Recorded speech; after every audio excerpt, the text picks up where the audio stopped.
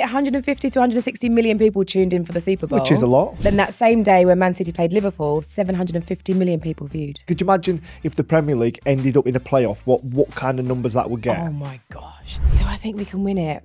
Honest answer? I'm not happy with the hesitation. I really don't know. If we can't do the Euros, can we do the World Cup? Yeah, the pitch, Horrendous. which was atrocious. Oh my gosh. I've seen cattle grazing on fields better. For me, surely that game should have been cancelled and called off. So you're not on the American dream of Wrexham? I had a whole moment with Wrexham Football Club. I had to go and film a whole segment there. And let's just say I didn't enjoy it. Oh. Sorry, Ryan Reynolds, if you're watching this. We can't leave that there. Welcome to Clutch 9, powered by Betway. I'm Glenn Murray, and today I'm joined back by Scarlette, who has been gallivanting all around the USA. Yes. How are you, Scarlette? I'm good, thank you. I actually have been gallivanting and it's been fantastic. That's why I said it. Yeah. So tell us all about it. It was great. I went over to the States. I was in Los Angeles, I was in Miami, and I was in San Jose / San Francisco for the Super Bowl, which was a lot of fun. That's a good trip. It was a great trip. For what, 3.5 weeks? Have you missed me? Yes, I have. I've been doing all the heavy lifting while you've been sorry away. About that. Now you know what it feels like, right? No, it was really good. I was trying to get into the Super Bowl. I managed to get into a viewing party. This is great. I met lots of cool people. It was a Seahawks party, actually. Obviously, they won, so the vibe was on point. But I wanted to go. Were you so before the Super Bowl? Did you have a preference? Who were you? I didn't really care who won because I'm a 49ers fan, and we lost in the game before that one quite badly. Actually, I think it was like 6-41 or something ridiculous like that. But because it was at the 49ers stadium, at the Levi Stadium in San Francisco or San Jose, I was like, yeah, I've got to go. Well, I can top that. Yeah. Because I'm a Panthers fan. Oh, and okay. It's been disappointing for a long time. Have you been to see a game?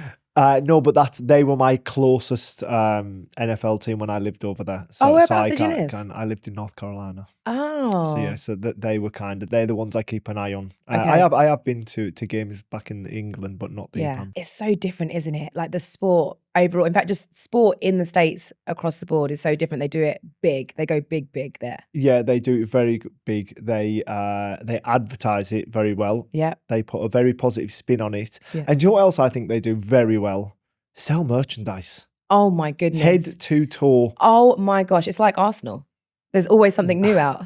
I think Arsenal are the best in fact, they're the best in England as far as I'm concerned at their merchandise. Yeah. And their collaborations. I think they're on point. 100%. But I still don't see Arsenal fans going to game like fully grown men head to toe That whole Arsenal. thing. Whereas like everyone in the States. Yeah.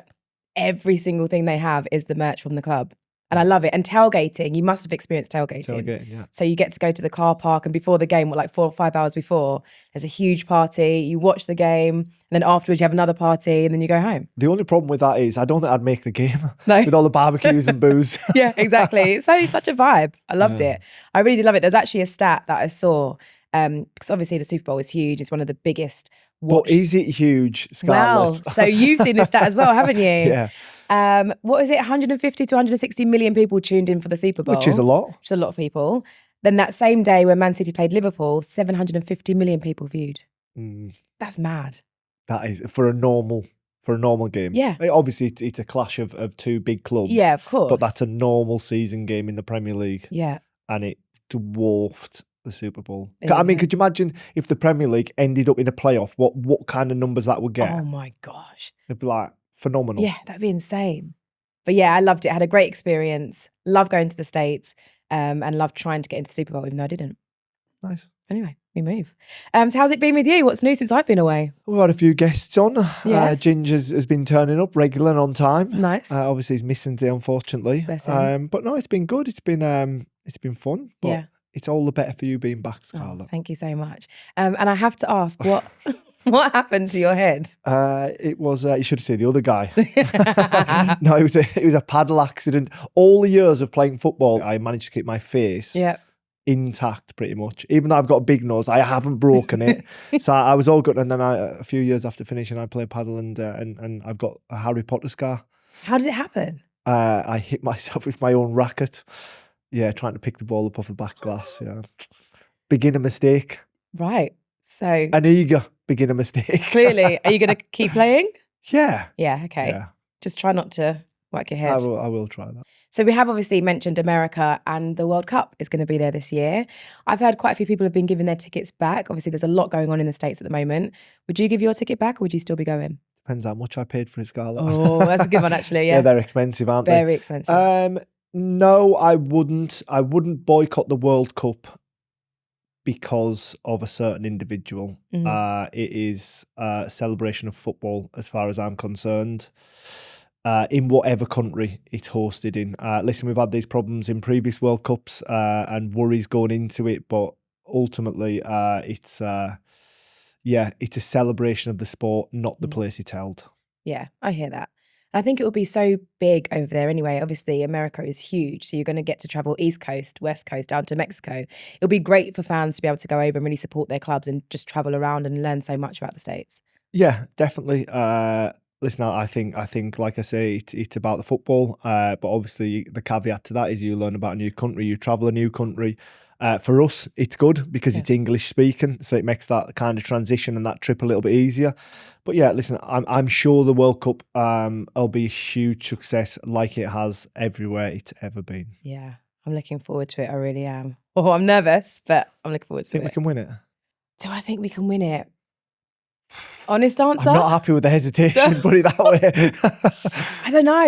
I don't know is my honest answer to that one. I really don't know. If we can't do the Euros, can we do the World Cup? Yeah, I think we can, yeah. Yeah? You reckon we'll do it this year? I don't know if we will, but we're capable of. Yeah. Yeah, so when we lead into it, I think a lot of it is how you adapt, how your big players are performing in that moment, their form. Yeah, I mean, but no doubt going into the tournament, when you look at our collective and how strong we are in all areas of the field, we are 100% capable of winning the World Cup. But when you're there, you need that little bit of luck. You need things, the footballing gods to be on your side, so to speak. Yeah, it's so true, actually. Hopefully we can get there. Do our podcast from the World Cup. What do you reckon? Yeah. FA Cup 4th round results. Wolverhampton Wanderers 1, Grimsby Town 0. Do you know what? I think that was probably the result of the weekend. Do you think? I do, yeah. Yeah? When you take everything into consideration, so Grimsby put Man United out in the Carabao earlier on this season, so they've gone in with a little bit of a spring in their step, a little bit of belief.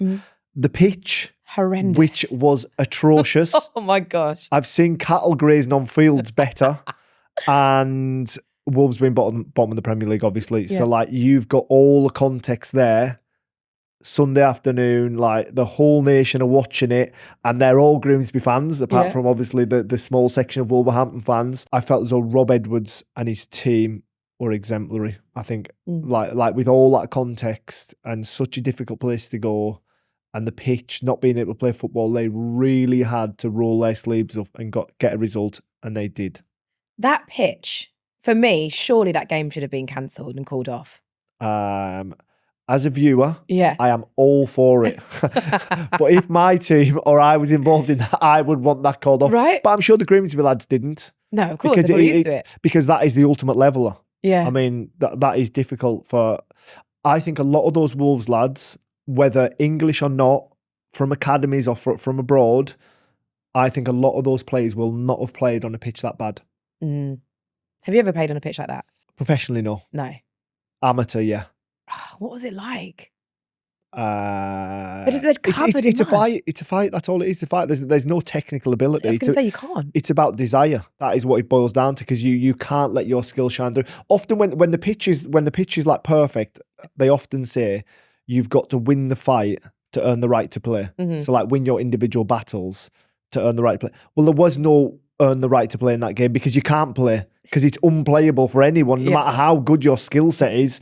It's like the ball wouldn't roll on it. Do anything. So it was just roll up your sleeves, get the job done, and good on Wolves for doing that. And hope for the best. And Wolves got that win there. What is the worst pitch that you've played on? Can you think? It would have been back in the day of me as an older teenager. Yeah, I can't ever think of one that had that much mud on it. I really can't. No. Maybe like something that was waterlogged where the ball wouldn't roll properly. There was one where there was a little beck, like a little stream running alongside the pitch, and they drew the line round the. No, you're joking. So it wasn't straight. And then as a professional, it would have been more due to frozen pitches. Right. So just like it was, I think if I'm right in thinking, I think it was an FA Cup replay for Brighton against FC United. Mm-hmm. I think we must have drew at home, I think. And we went up to Manchester on like a Tuesday night. Obviously, it would have been third or fourth round, something like that. So you've got that like fixture backlog. And we went up there and this pitch was like this floor. It was rock hard. No. Like you were standing on in studs and you were on top of the pitch. And it was dangerous actually. But we kind of needed to get it played. And yeah, I think we got through. Jeez, man. And what about maybe one of the worst stadiums? I've seen some bad stadiums in my time when I've had to travel up and down the country to watch my brothers play. Come on then. No, I mean, I've probably been there. Exeter. Yeah, Exeter's quite small. All depends on the time of year you go. Right, and it would be freezing. I'll never forget. It would always be so cold and wet and just grim. Oh no, but if you get them at the start of the end of the season, it can be quite a nice place to go. Oh right, okay. It's like the English Riviera, isn't it? Yeah, I never got that. But yeah, it's not. It's got a couple of half decent stands. Exeter, I remember. There's much worse than Exeter. Who would you say, or where would you say? Accrington Stanley always stands out. Oh really? Yeah, on a bit of a slope. Small stand, more so for the change of facilities. Oh. Quite often cold water after a game. No, which never warms you to going back to a place. Oh yeah. Do you reckon they just do that in the away stand, the away changing rooms? Cold water. It was like a 1970s wood decor as well. Do they do that? No, I don't know. I'd like to think not. No. Maybe not anymore. Just grim. Right, okay. So Wrexham 1, Ipswich 0, unfortunately. Obviously they're through. They've got Chelsea in the next round. Why did you say unfortunately? Well, because I quite like Ipswich. Are you an Ipswich fan, yeah? Not an Ipswich fan, but I would say I prefer Ipswich to Wrexham. Yeah, a little bit. Okay. Oh, so you're not on the American dream of Wrexham? Do you know what it is? I had a whole moment with Wrexham Football Club. I had to go and film a whole segment there. And let's just say I didn't enjoy it. Oh, yeah. So you were invested and then when you went in, seeing behind the scenes, I was not here for it. That's interesting. Sorry, Ryan Reynolds, if you're watching this. We can't leave that there. No. Why? Okay, they got promoted, obviously. Yeah, and over again. Yeah, I had to go and do a whole piece for Lorraine's show about the burger van man who makes like the best breakfast baps apparently in the whole of Wrexham, and because they'd just been promoted, he turned up really late. B had lost the keys to the burger van, and C was absolutely wasted and actually hadn't gone home that night. So he stank of alcohol, kept thinking he was going to be sick. Was this the night after the promotion? Yeah. Oh, okay. Yeah, or the morning after. Sorry, yeah. Yeah, and it was absolute shambles. And I was here and I was like, I don't ever want to come back. He sounds like a legend to me. I don't ever want to come back. But look, they have done so well. Obviously, they got Chelsea at home. They've been drawn for the next round. Yeah. That's big. Do you see that video as well? Yes. Ryan Reynolds, little celebration. Apparently he's the one he wanted. I wonder if it's because it's Todd Bowley, another American. Maybe. But no, it's they could turn into this year's success story. Obviously Macclesfield going out. Yeah, it's such a shame. That was very unlucky, an own goal. But yeah, Wrexham at home, they seem to be building up a head of steam. So it's going to be a difficult one for Chelsea to go there, because so far they've had reasonable draws and they've had emphatic wins. So bigger test lies ahead. Come on, Wrexham. Just against Chelsea. Just against Chelsea. You're back Chelsea, Wrexham fan now. Yeah, over Chelsea, I'm back Wrexham. Hull obviously lost 4-0 to Chelsea. Yep. Obviously, we know that Wrexham got Chelsea next. Burnley lost 2-1 to Mansfield Town. Yeah, that was the upset of the round, wasn't it? Yeah. And I was surprised by that, especially in the context it happened. You often think that a Premier League club at home, going ahead, you can manage the game. Yeah, you've got enough. So. You've got enough quality to manage the game, but Mansfield had other ideas, and the free kick that won it, worthy of winning any game. 100%, unbelievable. I think even he was shocked, wasn't he? Yeah, it was a nice moment actually, and what I really liked is at the final whistle was the hierarchy of the Mansfield Town owners and things celebrating at Burnley, which was really nice. Really, really nice. Obviously, Mansfield Town will be playing Arsenal in the next round. Yeah. Move on from that one then. You don't want to say anything about that, okay? Man City. Well, it's hard, isn't it? It's. I mean, yeah. I mean, we've got to do it, surely. We've got to do what? Who's Arsenal we've? will be all right, beating Arsenal, Mansfield Town. We've Mansfield. is not Arsenal. Sorry, okay. me and my collective crew around me. Well, I'm happy that it's away. Gives it a little bit more trepidation for the FA Cup fans. If it was at Arsenal, I think it'd be a foregone conclusion, even though obviously very strong favourites to win that game, Arsenal. But I think that is probably the game that could have the most eyes on it in the next round. Yeah, I would say so, actually. I'd agree with you on that one. Clutch 9 is powered by our friends at Betway, your home for weekly free bets, free spins, and so much more. So don't miss out. Head to Betway today. Man City beat Salford 2-0, which was a shame. It would have been nice to have seen Salford, obviously, do it against Man City. Good game, though. Yeah, in the balance for much longer than what I thought it would be. City went ahead after about 6 minutes from an own goal. And then, the game hung for a long time. In fact, I think at like the 60th minute, they both had 2 shots on target, which was like incredible. Like City had completely bossed possession. But in moments, Salford got forward. And then obviously it took the big guns to come on. Semenyo, Gay to win the game, put it outside for Salford. And as we expected, City went through. Yes, they did indeed. Arsenal-Wigan, 4-0. Arsenal, we scored 4 goals in the first, 28 minutes? Yeah, there's a stat to go with that, isn't there? There is a stat to go with that. So let me get this right. Arsenal are the first Premier League team to ever score 4 goals in the first 30 minutes of an FA Cup game. Is it a sign? I'd like to think it is. For history makers yet again. What a stat. Yeah, it's a good stat. I mean, you'd rather make history and win it. Yeah, well, let's not get carried away. I fancied you to beat Wigan at home. Do you know what? I'm not going to lie, I was a little bit nervous. Really? Yeah, because I feel like those lower teams, they really come for you. They really do. Obviously, we were at home, so you'd like to think we're going to do it. But sometimes you just never know. I think it's nice to get it done and dusted early doors. Yeah, out of the way. So happy with that win. Birmingham 1, Leeds 1, obviously went on to extra time and then into penalties. Great game. Good game. Really good game. And Leeds won 4-2 on penalties. One saved, one blasted over. Yeah, it's always a sad way to go out for the lower league opposition, isn't it, on penalties, especially when you give as good as what Birmingham got. And they really did. They did. It was I would say it was a classic FA Cup tie. Yeah. And Leeds stood up to the test ultimately. And that quality shone through in the penalties. Good save by the goalkeeper. Birmingham missing a couple, like missing the target.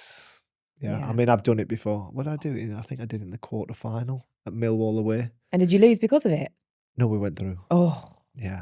So you don't really mind then, do you? Like, obviously you mind because you've missed it, but if you still get through, you're like, okay, you've had a bit of a reprieve. Yeah, it's a sigh of relief. Yeah. But yeah, you don't celebrate quite as hard as what you would have if you'd scored your pen. What did you do? Blast it over? Did you get saved? I think I missed the target. Ooh. And was I first up? I think I was a penalty taker for the club. The pressure though, it must be so much pressure on you. No, it's not, but it was just a poor penalty. Oh no. Yeah, not good. So FA Cup, 5th round draw, Fulham, Southampton, Port Vale or Bristol City against Sunderland. Newcastle, Man City, that'll be a good one, I think. That will be a good one. Leeds, Norwich, Mansfield, Arsenal, Wolves, Liverpool, Wrexham versus Chelsea. Oh, and obviously West Ham versus Brentford. You could get a job on 5 Live reading the results. Yeah,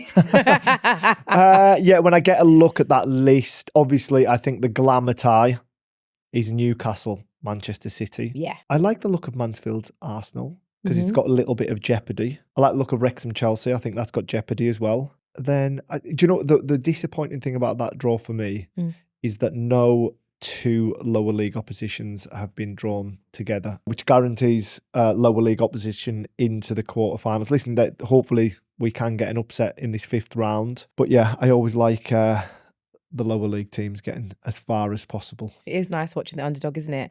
And it was a shame actually watching the game with Macclesfield and Brentford and that goal being an own goal, them being out of it. I feel like they could have done pretty well. Yeah, I mean, 2 90 minutes against Premier League opposition, you win 1-0 and you lose 1-0 from an own goal. It's like, they must take so much confidence from it. I like to hope so. That is ultimate ultimately the magic of the cup. That's what we all want to see in the FA Cup, isn't it? Is those kind of smaller clubs knocking out the holders and then obviously taking Premier League Brentford all the way. Listen, I never thought that Macclesfield could do it again against Brentford, because Brentford, Macclesfield are no longer a surprise package.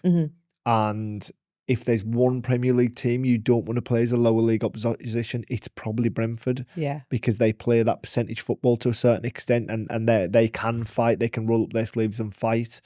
So I never thought that Macclesfield would get another result, but I think they've done themselves very proud. Yeah, 100%.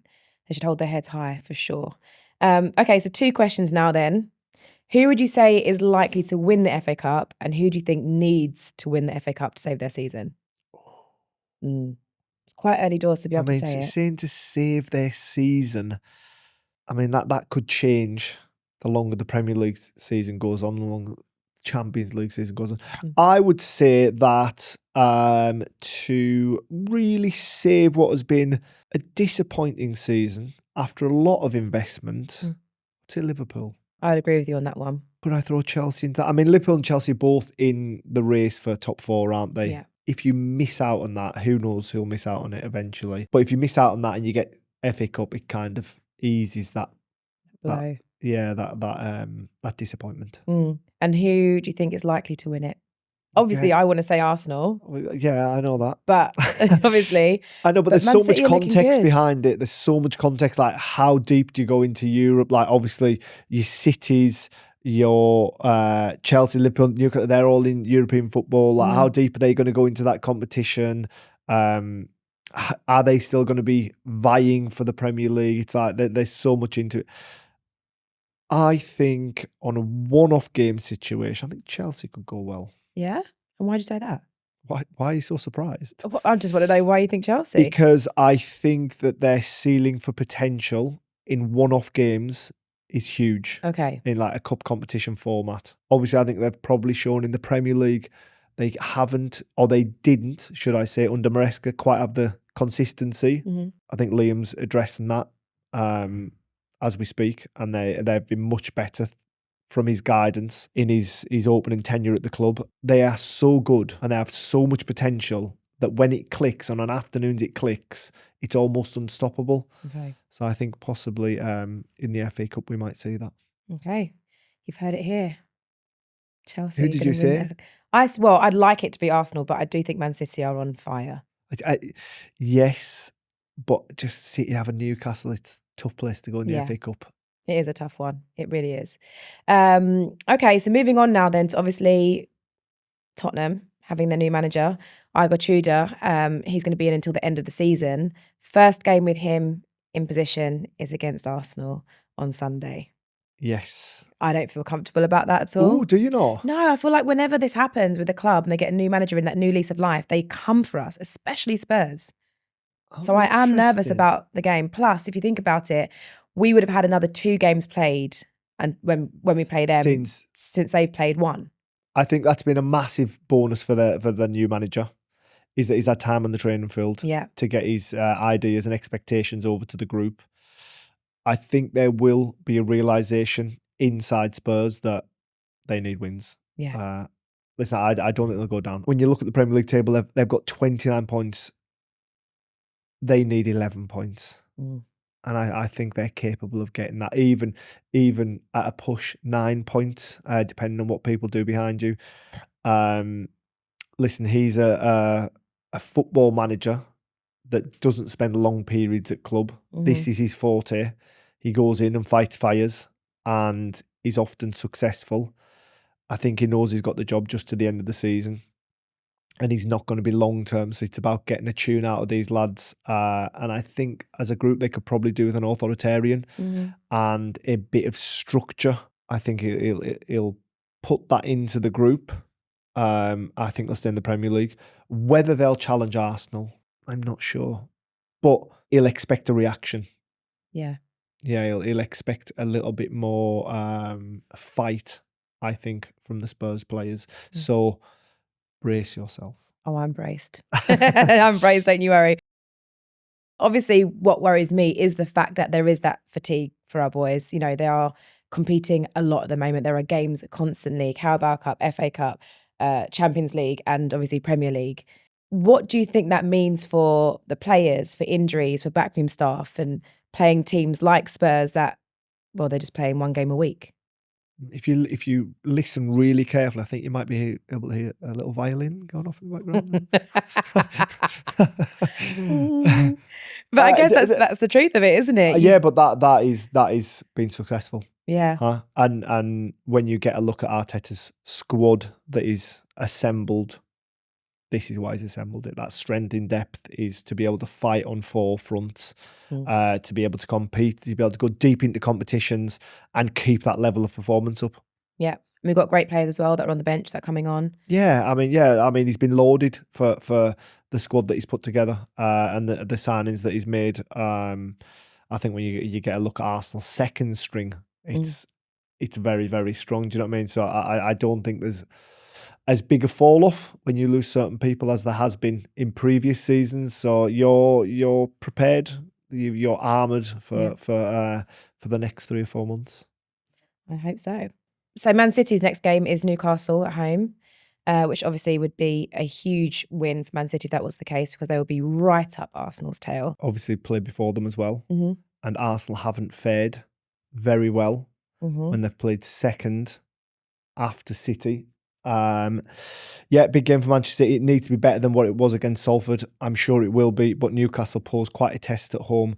But it's a little bit of a psychological step towards Arsenal. If you can put those points in the bag, and all of a sudden, as Arsenal are going into that North London derby and they're looking at the current Premier League table, obviously there's a little bit more pressure on that game. And then when you get a look kind of what it means to Spurs, they'll know what West Ham have done earlier on in the weekend. Yeah. They might have been caught up a little bit more, so there's that pressure at the bottom for them as well to try and pull away from that. So that North London derby is massive for both sides. Yeah, it really is. And then moving on from Man City, they've got Arsenal, of course, in the Carabao Cup final as well.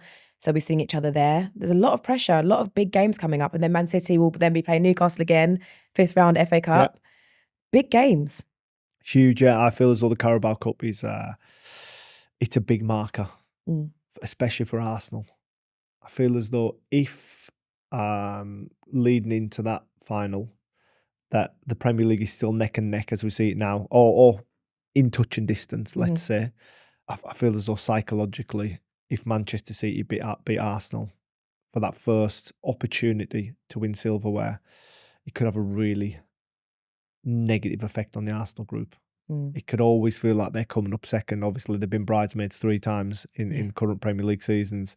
Whereas if they do win that final, I think it could give them the belief to really kick on, and it could be floodgates. You get that first, well, not the first, but in this recent history. I know Arteta already won an FA Cup, but in this recent history where he's built, this is his squad now.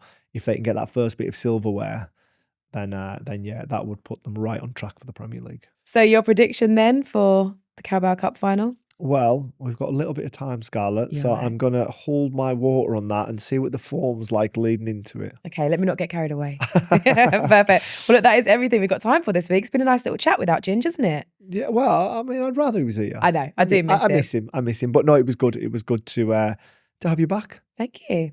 See you next week. See you next week. That was Clutch 9 powered by Betway. Be sure to like, share, comment, subscribe, and we will see you next week.